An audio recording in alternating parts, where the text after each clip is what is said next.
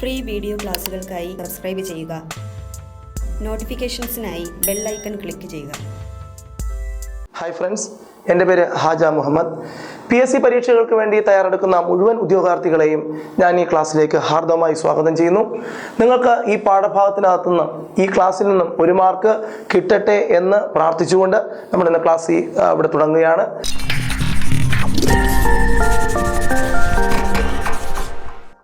ടാലന്റിന്റെ മുഴുവൻ ക്ലാസ്സുകളും നന്നായിട്ട് വീക്ഷിക്കുന്നു, ഇതിനു മുമ്പുള്ള വീഡിയോകളും കണ്ടിട്ടുണ്ട് എന്ന പ്രതീക്ഷയിൽ തന്നെയാണ് ഈ ക്ലാസ് ഞാൻ ആരംഭിക്കുന്നത്. നോക്കാം, ഓർഗാനിക് കെമിസ്ട്രിയുടെ രണ്ടാമത്തെ ഭാഗത്തിലേക്ക് നമ്മൾ വരുന്നു.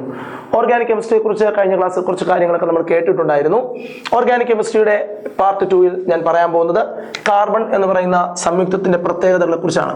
ഒരു കാർബൺ നമ്മൾ 10ാം ക്ലാസ്സിൽ പഠിക്കുന്നുണ്ട്. കാർബൺ എഴുതുമ്പോൾ കാർബണിന്റെ ചുറ്റും എപ്പോഴും 4 വരകൾ ഇങ്ങനെ കൊടുക്കണം. അവിടെയെല്ലാം നമ്മൾ സാധാരണ ഹൈഡ്രജനെ അങ്ങ് എഴുതും. ഇങ്ങനെ എഴുതുന്ന ഒരു രീതിയുണ്ട്. 10ാം ക്ലാസ്സിൽ അങ്ങനെയാണ് നമ്മൾ പഠിക്കുന്നത്. ഒരു കാർബണിന്റെ ചുറ്റും 4 ഹൈഡ്രജൻ ഇങ്ങനെ എഴുതിയാൽ ഈ സംയുക്തത്തെ നമ്മൾ CH4 എന്ന് ചുരുക്കെഴുത്തും. കണ്ടൻസ്ഡ് ഫോർമുല എന്ന് പറയും, മോളിക്കുലാർ ഫോർമുല എന്ന് പറയും.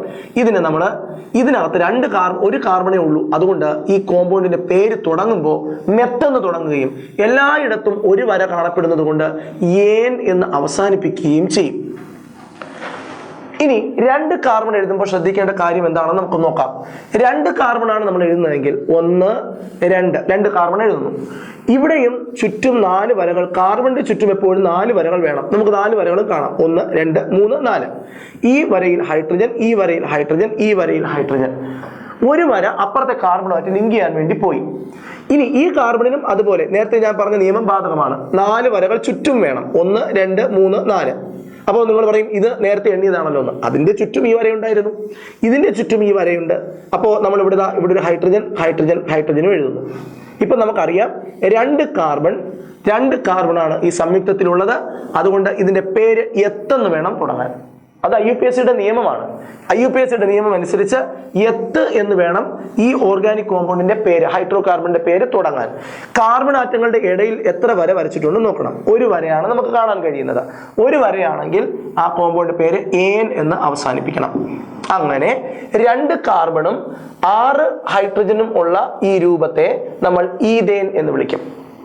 ശ്രദ്ധിച്ചോളൂ, ഇതിന്റെ കാർബണാറ്റങ്ങളുടെ എണ്ണം ഞാൻ ചുരുക്കി എഴുതുകയാണ്. C2 hydrogen 1, 2, 3, 4, 5, 6. 6 ഹൈഡ്രജൻ കാണാൻ പറ്റും. ഈ C2H6 എന്ന് പറയുന്ന രൂപത്തെ നമ്മൾ ഈഥേൻ എന്നാണ് പറയുക. PSC ചോദിച്ച ചോദ്യം ഇങ്ങനെയാണ്: താഴെ കൊടുത്തിരിക്കുന്നവയിൽ പ്രൊപ്പേൻ ഏത്? പ്രൊപ്പ് എന്ന് പറഞ്ഞാൽ IUPACയുടെ നിയമപ്രകാരം 3 കാർബണുള്ള സംയുക്തം. അതായത് ഞാൻ അവിടെ വരയ്ക്കുകയാണേ, ഇങ്ങനെയാണ് വരുന്നത്. 3 കാർബൺ എന്ന് പറയുമ്പോൾ 1, 2, 3. ഇത് നേരത്തെ നിയമപ്രകാരം 4 വരകൾ ചുറ്റും വരണം. നമുക്ക് എല്ലാവർക്കും ഈസി ആയിട്ട് ഓർഗാനിക് കോമ്പൗണ്ട് ഇതുപോലെ വരയ്ക്കാവുന്നതേ ഉള്ളൂ. ഞാൻ നോക്കിക്കോണം. 3 കാർബൺ. 3 കാർബണിന് എത്ര ഹൈഡ്രജൻ വന്നു നോക്കാം. 3 കാർബണിൽ 1, 2, 3 കാർബണിൽ 1, 2, 3, 4, 5, 6, 7, 8 ഹൈഡ്രജൻ വന്നു. 3 കാർബണിന്റെ കൂടെ 3 കാർബണിന്റെ എല്ലാ വാലൻസികളും സാറ്റിസ്ഫൈ ചെയ്യിപ്പിക്കാൻ 8 ഹൈഡ്രജൻ വേണം. അങ്ങനെ 3 കാർബൺ വരുന്ന ഈ രൂപത്തിന്, ഈ വസ്തുവിനെ നമ്മൾ വിളിക്കുന്ന പേരാണ് പ്രൊപ്പേൻ എന്ന് പറയും. കണ്ടോ? അപ്പോൾ ഈ ഒരു രീതിയെ നമ്മൾ പഠിച്ചു വെച്ചേക്കണം. ഇനി 4 കാർബൺ വന്നാൽ എങ്ങനെയാവും എന്ന് നമുക്ക് നോക്കാം. 1, 2, 3, 4. എപ്പോഴും 4 വരകൾ ചുറ്റും വേണം. ഇങ്ങനെയായിരിക്കും. എല്ലാ വരകളിലും ഇതുപോലെ ഹൈഡ്രജൻ കൊടുക്കണം. കാർബണിന്റെ ഇടയിലുള്ള വരകളിൽ ഹൈഡ്രജൻ എഴുതരുത്, ഇങ്ങനെ എഴുതണം. ഇവിടെ നമുക്ക് 1, 2, 3, 4 കാർബൺ കാണാം. C4 ഹൈഡ്രജൻ ആറ്റങ്ങളുടെ എണ്ണം നോക്കാം. 1, 2, 3, 4, 5, 6, 7, 8, 9, 10 ഹൈഡ്രജനും കാണാൻ പറ്റും. അപ്പോൾ ഇതിനകത്തുനിന്ന് PSC ചോദിക്കുന്ന ഒരു ചോദ്യം, താഴെ കൊടുത്തിരിക്കുന്നവയിൽ which of the following is propane ചോദിക്കാം. എന്നിട്ട് കുറെ ഫോർമുലകൾ ഇതുപോലെ തരാം. CH4, C3H8, C2H6 എന്നൊക്കെ പറഞ്ഞിട്ട് തരാം. എന്നിട്ട് നമ്മളെടുത്ത് ആ കോമ്പൗണ്ട് ഏതാണ്, പ്രൊപ്പേൻ എന്ന് പറയുന്ന കോമ്പൗണ്ട് ഏതാണെന്ന് തിരഞ്ഞെടുത്ത് എഴുതാൻ വേണ്ടി പറയാം. ഇനി നമുക്ക് ഒരിക്കലും മാറത്തില്ല. നമ്മൾ നല്ല കൃത്യമായിട്ട് പഠിച്ചു വെക്കുന്നു. 1 കാർബൺ ഉണ്ടെങ്കിൽ മീഥേൻ, 2 കാർബൺ ഉണ്ടെങ്കിൽ എത്ത്. അപ്പൊ 1 കാർബൺ വന്നാൽ മീഥേൻ തന്നെയായിരിക്കും. 2 കാർബൺ വന്നാൽ പേര് എത്ത് എന്നേ തുടങ്ങും. ഇനി ഒരു കാര്യം ശ്രദ്ധിക്കാനുള്ളത്, 2 കാർബൺ ആറ്റങ്ങളുടെ ഇടയിൽ ഒരു വര വന്നാൽ അതിനെ ഏൻ എന്ന് പറയും. ചില സംയുക്തങ്ങളിൽ രണ്ട് കാർബൺ ആറ്റങ്ങളുടെ ഇടയിൽ രണ്ട് വരകൾ വരും. അപ്പൊ പേര് ഈൻ എന്ന് വേണം അവസാനിപ്പിക്കാൻ. നമുക്കൊരു എക്സാമ്പിൾ നോക്കാം. ഇവിടെ നോക്കൂ, ഈ കാണുന്ന കോമ്പൗണ്ട് ഉണ്ടോ? ഇത് ഈഥേൻ ആണ്. രണ്ട് കാർബൺ ഉണ്ട്, ഇടയിൽ ഒരു വരയാണുള്ളത്. സയൻസ് കെമിസ്ട്രി പ്രത്യേകിച്ച് ഭയങ്കര പാടായിട്ടുള്ള ആൾക്കാരുണ്ടാവും, ശ്രദ്ധിച്ചിരിക്കുക. നിങ്ങൾക്ക് വളരെ ലഘുവായിട്ട് പഠിക്കാൻ പറ്റുന്ന മാതൃകയിൽ തന്നെയാണ് ഞാൻ പറയുന്നത്. രണ്ട് കാർബൺ ആറ്റങ്ങൾക്കിടയിൽ രണ്ട് വരയുണ്ട്. അപ്പോഴും നമ്മുടെ നിയമം പാലിക്കപ്പെടണം. കാർബണിന്റെ ചുറ്റും 4 വരയെ വരാൻ പാടുള്ളൂ. 1, 2, 3, 4. ഇവിടെയും അങ്ങനെ വരാൻ പാടുള്ളൂ. കണ്ടോ, 4 വര. അപ്പൊ ഇവിടെ ഒരു പ്രത്യേകത, രണ്ട് കാർബൺ തന്നെ, നേരത്തെ പോലെ രണ്ട് കാർബൺ തന്നെയാണുള്ളത്. പക്ഷേ ഹൈഡ്രജൻ ആറ്റങ്ങളുടെ എണ്ണം 4 ഉള്ളു. ഇവിടെ രണ്ട് കാർബണിൽ 6 ഹൈഡ്രജൻ ആറ്റം വന്നപ്പോ ഇവിടെ രണ്ട് കാർബണിൽ 4 ഹൈഡ്രജൻ ആറ്റമേ ഉള്ളൂ. എന്താ സംഭവിച്ചത്? കാർബൺ ആറ്റങ്ങൾക്കിടയിൽ ഡബിൾ ബോണ്ട് വന്നു. കാർബൺ ആറ്റങ്ങൾക്കിടയിൽ ഡബിൾ ബോണ്ട് വന്നാൽ അത്തരം കോമ്പൗണ്ടുകൾ ഇങ്ങനെ, ഇതാ നോക്കൂ, രണ്ട് കാർബൺ ആണെങ്കിൽ പേര് അവസാനിപ്പിക്കേണ്ടത് ഈൻ എന്ന് പേര് അവസാനിപ്പിക്കണം. ഇങ്ങനെ കാർബൺ ആറ്റങ്ങൾക്കിടയിൽ സിംഗിൾ ബോണ്ട് വരാം, ഡബിൾ ബോണ്ട് വരാം. മറ്റൊരു എക്സാമ്പിൾ നോക്കാം. കാർബൺ ആറ്റങ്ങൾക്കിടയിൽ ട്രിപ്പിൾ ബോണ്ടും വരാം, ഇങ്ങനെയും വരാം. അപ്പോഴും ചുറ്റും 4 വര വേണം. 3 വരകളുണ്ട്, ഒരു വര കൂടി. ഇവിടെ 3 വരയുണ്ട്, ഒരു വര കൂടി. അപ്പോൾ എഴുതുമ്പോ C2H2. കാർബൺ ആറ്റങ്ങളുടെ ഇടയിൽ ഏക ബന്ധനം അല്ലെങ്കിൽ സിംഗിൾ ബോണ്ട് വരുന്ന സംയുക്തങ്ങളെ നമ്മൾ വിളിക്കുന്ന പേരാണ് ആൽക്കേൻസ് എന്ന് പറയും. ALKANES, ആൽക്കേൻസ് എന്നാണ് പറയുക. കാർബൺ ആറ്റങ്ങളുടെ ഇടയിൽ ഒരു ബോണ്ട് മാത്രം, ഒറ്റ വര മാത്രം വരുന്ന ആൾക്കാരെ ആൽക്കേൻസ് എന്ന് പറയും. കാർബൺ ആറ്റങ്ങളുടെ ഇടയിൽ രണ്ട് വരകൾ നമ്മൾ ഇതുപോലെ കണ്ടോ, കാർബൺ ആറ്റങ്ങളുടെ ഇടയിൽ ഒരു സ്ഥലത്തെങ്കിലും, എവിടെയെങ്കിലും ഒരു സ്ഥലത്തെങ്കിലും ഇതുപോലെ വന്നാൽ, ഡബിൾ ബോണ്ട് വന്നാൽ, അങ്ങനെയുള്ള വസ്തുക്കളെ നമ്മൾ ആൽക്കീനുകൾ എന്ന് പറയും. ആൽക്കീൻ. കാർബൺ ആറ്റങ്ങളുടെ ഇടയിൽ ട്രിപ്പിൾ ബോണ്ട് വന്നാൽ, 3 വര വന്നാൽ, അത്തരം സംയുക്തങ്ങൾക്ക് നമ്മൾ പറയുന്ന പേരാണ് ആൽക്കൈൻ എന്ന് പറയും. അപ്പോ പേര് ഒന്നുകൂടെ കേട്ടോണം. കാർബൺ ആറ്റങ്ങളുടെ ഇടയിൽ ഒറ്റ ബോണ്ട് മാത്രം വന്നാൽ, കാർബൺ ആറ്റങ്ങൾക്കിടയിൽ ഒരു വര മാത്രം വന്നാൽ, അത്തരം ആൾക്കാരെ നമ്മൾ വിളിക്കുന്ന പേരാണ് alkane. Alkane. ALKANE, alkane. Carbon ആറ്റങ്ങൾക്കിടയിൽ 2 വര വന്നാൽ ALKENE, ആൽക്കീൻ. കാർബൺ ആറ്റങ്ങൾക്കിടയിൽ 3 വര വന്നാൽ അത്തരം വസ്തുക്കളെ നമ്മൾ ആൽക്കൈൻ എന്നും പറയും. ഇവിടെ നോക്കൂ, ഇത് ആൽക്കേൻ ആണ്. ആൽക്കേൻ. ഇവിടെ എത്ര കാർബൺ ഉണ്ട് നോക്കാം? 2 കാർബൺ. അപ്പോൾ കാർബണിന്റെ എണ്ണത്തെ നമുക്ക് N എന്ന് സൂചിപ്പിക്കാം. 2 ആണ്, ഇവിടെ 2 ആണ്. ഹൈഡ്രജൻ ആറ്റങ്ങളുടെ എണ്ണം നോക്കാം. ഹൈഡ്രജൻ എന്ന് പറയുന്ന എലമെന്റ് ഉണ്ടേ. അപ്പോൾ ഇവിടെ 2 കാർബൺ വന്നപ്പോൾ 6 ഹൈഡ്രജൻ ഉണ്ടായിരുന്നു. അങ്ങനെയാണെങ്കിൽ നമുക്ക് പറയാം 2N+2 എന്ന് പറയാം. എന്താ ഇതിന്റെ അർത്ഥം? 2 കാർബൺ ആറ്റം ഒരു ആൽക്കേനിൽ വന്നാൽ ഹൈഡ്രജൻ ആറ്റങ്ങളുടെ എണ്ണം 6 ആകും. 6 ആകണമെങ്കിൽ 2N+2 എന്ന് എഴുതണം. ഇവിടെ നോക്കൂ, ഇവിടെ 2, ഇവിടെ 2, 2 × 2 4, 4 × 2 6. കണ്ടോ, 2 കാർബൺ വന്നാൽ ഹൈഡ്രജന്റെ എണ്ണം 6 വരും. അങ്ങനെ വന്നാൽ അത് ആൽക്കേൻ എന്ന് അറിയപ്പെടും. എന്നാൽ ഇവിടെ നോക്കാം, ഈ നിയമപ്രകാരം നമുക്ക് മറ്റൊരു ആൽക്കേൻ നമുക്കൊന്ന് എഴുതി നോക്കാം. 3 കാർബൺ ഉള്ള ഒരു ആൽക്കേൻ എഴുതി നോക്കാം. 1, 2, 3. കണ്ടോ, ഇവിടെ 3 കാർബൺ ഉണ്ട്. 1, 2, 3. എന്നിന്റെ അവിടെ 3 എന്ന് നമുക്ക് സങ്കല്പിക്കാം. ഇവിടെ 1, 2, 3, 1, 2, 3, 6 ആയി, 7, 8. ഇവിടെ 3 എന്നുള്ള സ്ഥലത്ത് ഇവിടെ എന്നിന്റെ അവിടെ 3 കൊടുത്തു നോക്കാം. 2 × 3 6, 6 × 2 8. കണ്ടോ, ആൽക്കേനായി. അപ്പോ ഇനി നമുക്ക് ആൽക്കേനെ കണ്ടുപിടിക്കാൻ പ്രയാസമില്ല. താഴെ കൊടുത്തിരിക്കുന്നവയിൽ ആൽക്കേൻ ഏത് എന്ന് പറഞ്ഞ് കുറെ ഫോർമുലകൾ കൊടുത്താലും ഈ ജനറൽ ഫോർമുല ഒബേ ചെയ്യുന്ന വസ്തുക്കളെ നമ്മൾ ആൽക്കേൻ എന്ന് പറയും. താഴെ കൊടുത്തിരിക്കുന്നവയിൽ ആൽക്കേൻ ഏത് എന്ന് ചോദിക്കുമ്പോൾ കുറെ ഫോർമുലകൾ കൊടുത്തിട്ടുണ്ട്. ഈ ഫോർമുല ഒബേ ചെയ്യുന്ന, അനുസരിക്കുന്നവരെയാണ് നമ്മൾ ആൽക്കേൻ എന്ന് പറയുന്നത്. കണ്ടോ, അപ്പോ ഇതിനകത്ത് എന്തോ 1, 2, 3 കാർബൺ ആറ്റം ഉണ്ട്. 3, 6, 8 ഹൈഡ്രജൻ ഉണ്ട്. ഇത് ആൽക്കേൻ ആണ് എന്ന് നമ്മൾ തിരഞ്ഞെടുക്കും. എന്തുകൊണ്ടാ? ഈ ഫോർമുല ഇവൻ ഒബേ ചെയ്യുന്നുണ്ട്. ഈ ഫോർമുല 3 എടുത്ത് ഇവിടെ കൊടുത്താൽ C3, ഈ 3 എടുത്ത് എന്നിന്റെ അവിടെ 3 കൊടുത്തു കഴിഞ്ഞാൽ 2 × 3 6, 6 × 2 8. അപ്പൊ ഹൈഡ്രജന്റെ എണ്ണം 8 ആയി കിട്ടും. ആൽക്കേനിനെ തിരഞ്ഞെടുക്കുന്ന രീതി മനസ്സിലായി. താഴെ കൊടുത്തിരിക്കുന്നവയിൽ പ്രൊപ്പേൻ ഏത്, ബ്യൂട്ടേൻ ഏത്, പെന്റേൻ ഏത്? പെന്റ് എന്ന് പറഞ്ഞാൽ 5. പെന്റഗൺ 5 വശങ്ങളുള്ളത്. പെന്റേൻ 5 കാർബൺ ഉള്ള ആൽക്കേൻ. മനസ്സിലാവുന്നുണ്ടോ? അപ്പോ ഇങ്ങനെ നമുക്ക് ആൽക്കേനുകളെ തിരഞ്ഞെടുക്കാം. ഇനി നമുക്ക് ആൽക്കീനുകളെ എങ്ങനെയാണ് തിരഞ്ഞെടുക്കുന്നത് നോക്കാം. എന്താണ് ആൽക്കീൻ എന്ന് പറഞ്ഞാൽ? കാർബൺ ആറ്റങ്ങൾക്കിടയിൽ ഡബിൾ ബോണ്ട് ഉള്ള സംയുക്തങ്ങളെയാണ് നമ്മൾ എന്ത് പറയുന്നത്? ആൽക്കീൻ എന്ന് പറയുന്നത്. അപ്പൊ ഇതൊരു ആൽക്കീനാണ്. കാർബൺ ആറ്റങ്ങൾക്കിടയിൽ ഡബിൾ ബോണ്ട് വ്യക്തമായി കാണാം. ഈ കോമ്പൗണ്ടിന്റെ മോളിക്കുലാർ ഫോർമുലയാണ് C2H4. മോളിക്കുലാർ ഫോർമുല എന്ന് പറഞ്ഞാൽ ആ മോളിക്യൂൾ ഉണ്ടാക്കാൻ എത്ര എലമെന്റുകൾ എഴുതിയിട്ടുണ്ടെന്ന് ചുരുക്കി എഴുതി കാണിക്കും. C2H4, 2 കാർബണും 4 ഹൈഡ്രജനും ഉണ്ട്. ഇതിന്റെ നിയമപ്രകാരം ഇത് നമുക്ക് ഇങ്ങനെ എഴുതാം, CnH2n എന്ന് എഴുതാം. നോക്കൂ, 2 കാർബണാണ് ഉള്ളത്. ഞാൻ ഈ എന്നിന്റെ സ്ഥലത്ത് 2 എന്ന് സങ്കല്പിക്കുന്നു.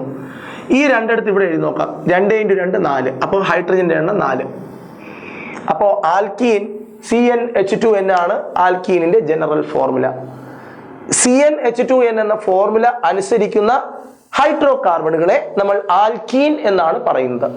എന്നാൽ കാർബൺ ആറ്റങ്ങളുടെ ഇടയിൽ 3 വര വരുന്നു. ഇങ്ങനെ നമുക്കറിയാം, ഈ കോമ്പൗണ്ട് ഒക്കെ എഴുതുന്ന രീതിയൊക്കെ നമുക്ക് മനസ്സിലായി. 2 കാർബൺ 2 ഹൈഡ്രജൻ. അപ്പൊ ഫോർമുല എന്താക്കണം, എങ്ങനെയാക്കണം? CnH2n - 2. Cn ഇവിടെ n 2 ആണ്. 2 × 2 4. 4 ന്ന് 2 പോയാൽ 2. അപ്പോ CnH2n - 2 എന്നതാണ് ആൽക്കൈനിന്റെ ഫോർമുല. ആൽക്കൈൻ തിരഞ്ഞെടുക്കുന്നതും വ്യക്തമായി മനസ്സിലായി. അപ്പോൾ ഇന്ന് നമ്മളിപ്പോൾ ഇത്ര നേരം ക്ലാസ്സിൽ കേട്ടത് ആൽക്കേനുകൾ എന്ന് പറഞ്ഞാൽ എന്താണ്? കാർബൺ ആറ്റങ്ങൾക്കിടയിൽ സിംഗിൾ ബോണ്ട് ഉള്ള കോമ്പൗണ്ടുകളെ നമ്മൾ വിളിക്കുന്ന പേരാണ് ആൽക്കീൻ. അവരുടെ ജനറൽ ഫോർമുലയാണ് CnH2n+2. എന്നാൽ കാർബൺ ആറ്റങ്ങൾക്കിടയിൽ ഡബിൾ ബോണ്ട് ഉള്ളവരെയാണ് നമ്മൾ ആൽക്കീൻ എന്ന് പറയുന്നത്. അവരുടെ ജനറൽ ഫോർമുലയാണ് CnH2n. എന്നാൽ കാർബൺ ആറ്റങ്ങൾക്കിടയിൽ ട്രിപ്പിൾ ബോണ്ട് ഉള്ളവരെ വിളിക്കുന്ന പേരാണ് ആൽക്കൈൻ. അവരുടെ ജനറൽ ഫോർമുലയാണ് CnH2n - 2. ആൽക്കേൻ വിഭാഗത്തിൽപ്പെട്ട എല്ലാ പേരുടെയും പേര് ഏൻ എന്നേ അവസാനിക്കൂ. Ethane, methane, propane, butane, pentane. Ane എന്ന് അവസാനിച്ചാൽ അത് ആൽക്കേൻ. ഈൻ എന്ന് അവസാനിക്കുന്നു. ഈഥീൻ, ബ്യൂട്ടീൻ, പെന്റീൻ ഇങ്ങനെ അവസാനിക്കുന്നു. ഒരു കാര്യം കൂടി ഞാൻ ഓർമ്മപ്പെടുത്തുന്നു. ഒരു കാർബൺ വന്നാൽ മെത്ത് എന്ന് തുടങ്ങും. സിംഗിൾ ബോണ്ട് ആണെങ്കിൽ ഏൻ. ഇനി 2 കാർബൺ ആണെങ്കിൽ എത്ത് എന്ന് തുടങ്ങും. സിംഗിൾ ബോണ്ട് ആണെങ്കിൽ ഏൻ, ഡബിൾ ബോണ്ട് ആണെങ്കിൽ ഈൻ, ട്രിപ്പിൾ ബോണ്ട് ആണെങ്കിൽ ഐൻ. ഒരു കാർബൺ ആണെങ്കിൽ 2 കാർബൺ വന്നാൽ അങ്ങനെ. 3 കാർബൺ വന്നാൽ പ്രൊപ്പ്. 3 കാർബണും ഡബിൾ ബോണ്ടും വന്നാൽ പ്രൊപ്പീൻ. 3 കാർബണും ട്രിപ്പിൾ ബോണ്ടും വന്നാൽ പ്രൊപ്പൈൻ. 4 കാർബൺ ബ്യൂട്ട്. 4 കാർബണും സിംഗിൾ ബോണ്ടും വന്നാൽ ബ്യൂട്ടേൻ. 4 കാർബണും ഡബിൾ ബോണ്ടും വന്നാൽ ബ്യൂട്ടീൻ. 4 കാർബണും ട്രിപ്പിൾ ബോണ്ടും വന്നാൽ ബ്യൂട്ടൈൻ.